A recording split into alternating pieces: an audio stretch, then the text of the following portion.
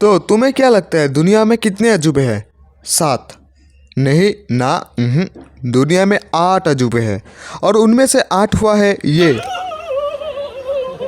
मुझे पता है कंटेंट मिलना मुश्किल है, पर कंटेंट के लिए भरी दोपहर में ऐसे बाजार में जाके कौन नाचता है?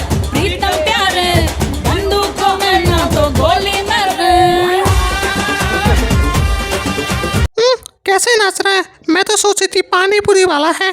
इस अजूबे को अगर गर्मी लग जाए तो वो पेट निकाल के कुछ ऐसे नाचता है। सर्दी हो या गर्मी, हर चीज का जुगाड़ है इनके पास। डांस नहीं रुकने वाला। वैसे कौन से ब्रांड का पहना है इन्होंने? डिक्सी स्कॉट। तुम्हें शायद पता नहीं होगा, इनका एक दोस्त भी है जिन्होंने स्पेशली बाबा रामदेव से डांस करना सीखा है।